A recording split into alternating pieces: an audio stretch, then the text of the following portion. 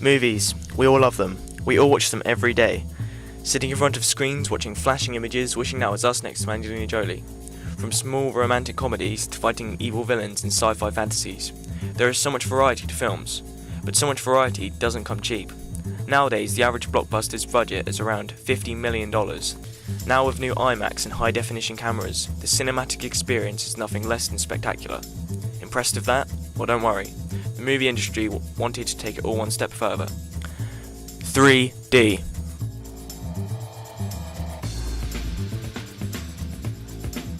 I'm here at Fareham Town Centre to ask employee Adam about the facts and functions of the 3D TV. You know there's 3D in films. Do you think that filmmakers take away the focus on the story and acting and they focus more on the special effects? For example, Sony Pictures have been talking very closely with the stores and everything else.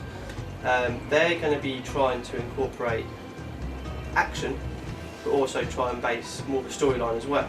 Do you think because you have to wear the glasses to enjoy the full 3D experience, people may lose interest quickly and go back to their standard definition and high definition TVs? It's funny you saying that. A lot of people are a bit optimistic with 3D at the moment, where it's so new. But me personally, no. We're all now used to 3D in film. Clash of the Titans, Alice in Wonderland, Toy Story 3, Jackass 3D, and not to mention Avatar.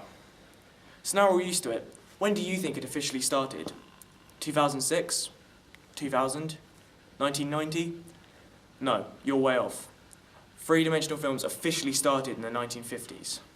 And I wonder who started it all. Back then it was more of an illusion than film. In the end, no filmmakers could agree on what was the best way to make 3D films, and the industry was spending too much money, so eventually they scrapped it. The return of 3D was in the 1980s and 90s, driven by IMAX theatres and Disney-themed venues. But the 2000s was when 3D film was catching people's attention, and the release of Avatar in 2009.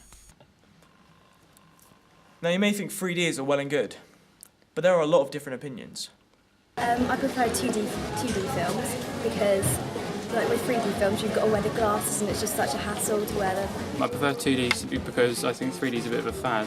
The whole thing about the 3D movies where you got to wear the specs, so you got to sit in the right position and all that, it takes away the enjoyment. Having never watched a 3D film, I'm unable to make the comparison, I'm sorry, so at the moment, 2D. As you have seen, this is a double-sided argument. People may love 3D for the feeling of being there in the action, but others will feel that 3D takes away the focus on the story and acting.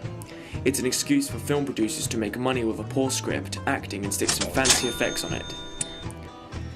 Everyone has an opinion. I have mine. What do you think? You decide.